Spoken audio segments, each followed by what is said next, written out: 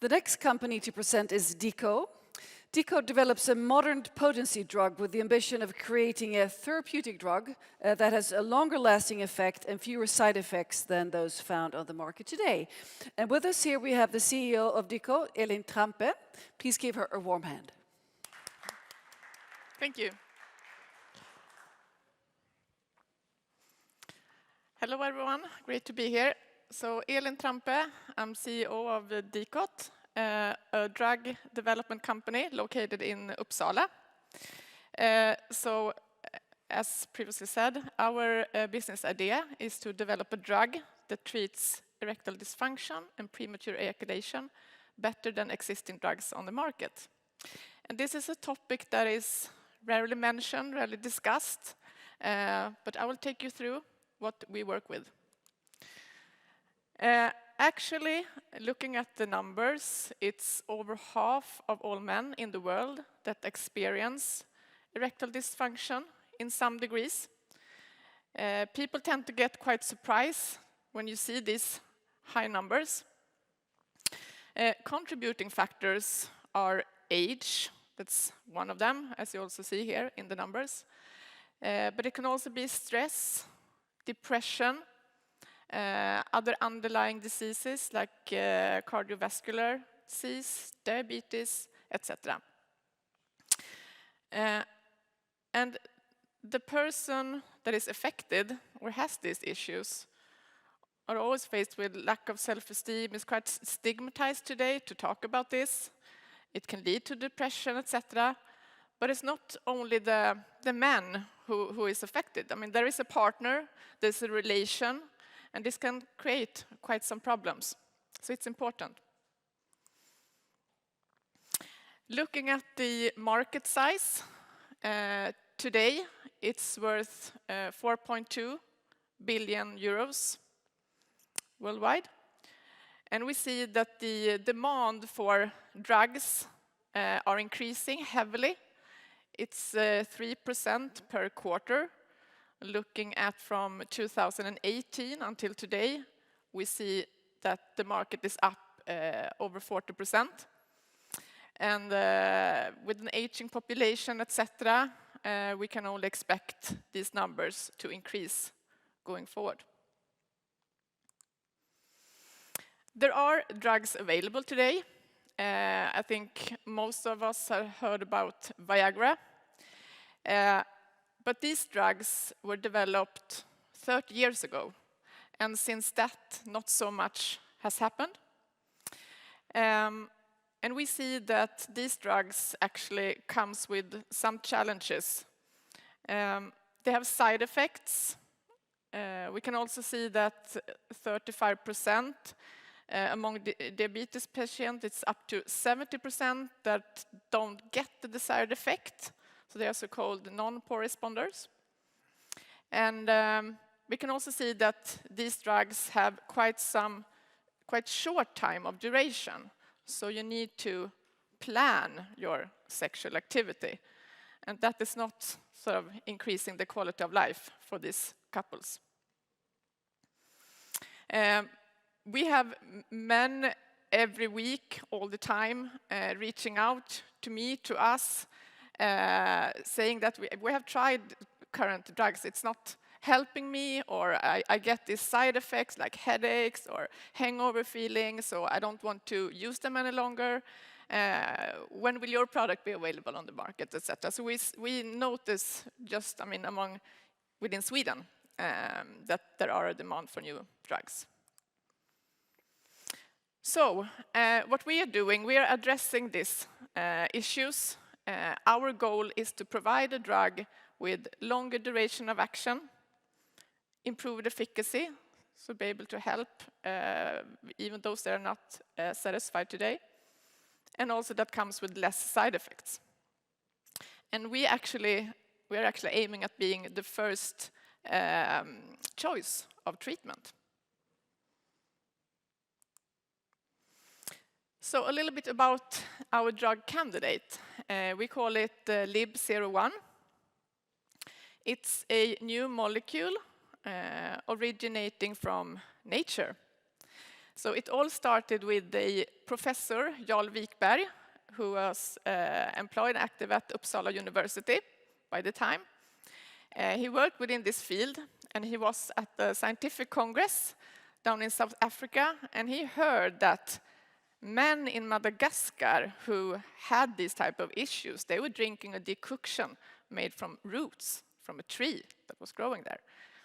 And he got quite interested, so he started a collaboration with these local scientists, and he managed to isolate and understand what type of molecule that was giving this effect that all these men talked about and experienced for many years. And he also managed to see how this can be processed, manufactured via a couple of synthesis steps as well. So we have what we call a semi-synthetic molecule today.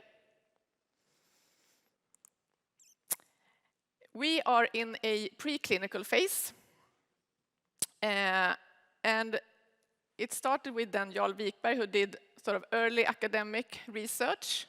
He did it on rats, and he could see this long-term effect on the erectile function. And he could also see that the ejaculation was delayed with up to 250% among these animals. 2018, Dicot was founded, and Jarl Wikberg was the founder, is the founder. And we managed to raise capital or financing to move into sort of doing studies in validated models. And we're working with a CRO down in France, it's called Pelvifarm, and they also have expertise in this area.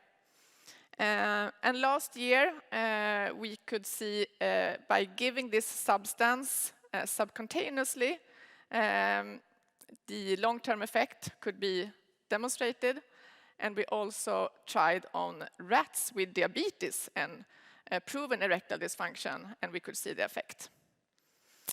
And a couple of weeks ago, we told the market that we are now prioritizing the development of a oral drug candidate for the start of the clinical phases to test this in humans.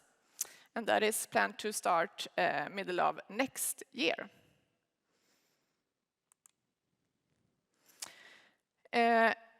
And we have, of course, talked to experts, clinicians, doctors, who are very skilled in this area and meet patients every day. And they can confirm that, I mean, if we would succeed with this, like Chris McCain says, he is at the Australian Center of Sexual Health. Once a week medication with proven efficacy, it would be a game changer for these persons. I mean, you can go back and live a quite normal life. You don't have to think about this. Professor Arthur Burnett, he is active at the Johns Hopkins School of Medicine in US. He also said that LIB01 could replace current available drugs if we could demonstrate these claims.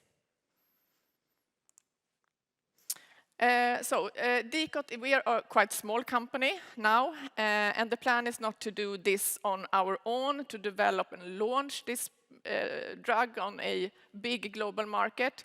We intend to enter partnership with bigger, more established pharma companies, and we plan to do that sometime around phase 2A, when we have this proof of concept in humans. We're talking about out-licensing, upfront payments, milestone payments to further develop and invest in this.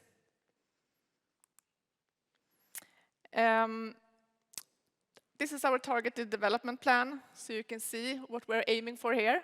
We are now in the preparation for the clinical phases, and the plan is to enter that into middle of next year. And then to do the long-term development together with partners somewhere around 2024 and forward.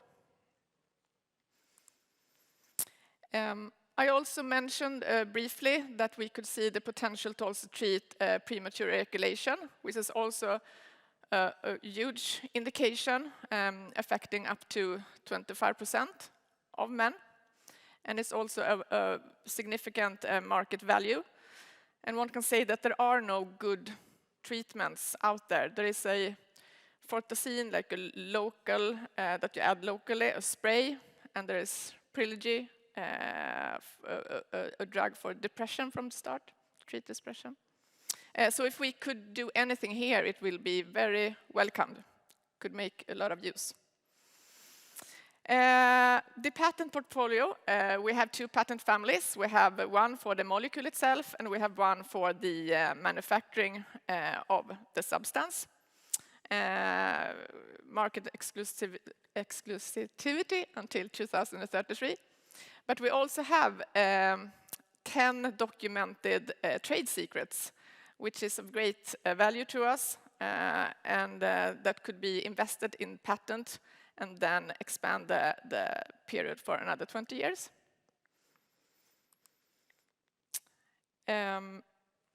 This clock does not work, so I don't know how I am with time. Okay. I have 2 slides left, I think. Some short company facts. Headquartered in Uppsala. We are a so-called virtual organization. So we just have a few employees, a leadership team coordinating all the activities going on. No in-house operational work to minimize high fixed costs. We are listed on Spotlight since 2018. We have a market cap around 6 million euros. Many shareholders, mainly Swedish, 3,300.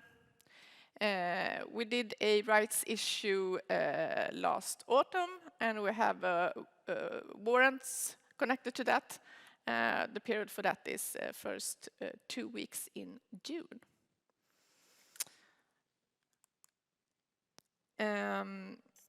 Very short, I will not go through this in detail, but this is the management team at Dicot. So I'm the CEO.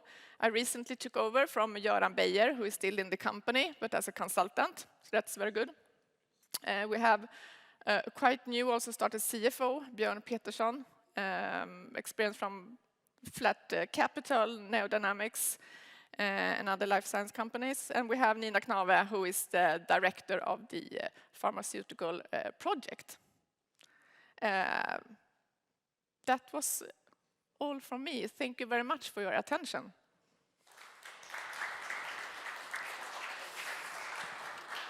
Well, thank you very much, Elin. Perfect timing. Even if you did the clock, the down calculator didn't work. There's a lot of taboos in this area, as you started out with. How does this affect the possibility or the interest from the investors, just to approach and talk about these subjects? Yeah, but I think, I mean, not only for the people affected that they dare to talk about this, to get away from all the stigmatized of this topic, but it's also that, I mean, even if we see a high market value today, that could be, I mean, expanded because there are not so many that is, I mean, it's hard to actually make contact to the doctor and talk about this issue. So some doesn't know that there are, I mean, treatments today that are available. So if this works all through the clinical stages, there can also be a need for better communications with the patients and doctors, and just patients understanding that there is a drug that works. Yeah, exactly. Yeah, exactly. And we can of course support in that communication.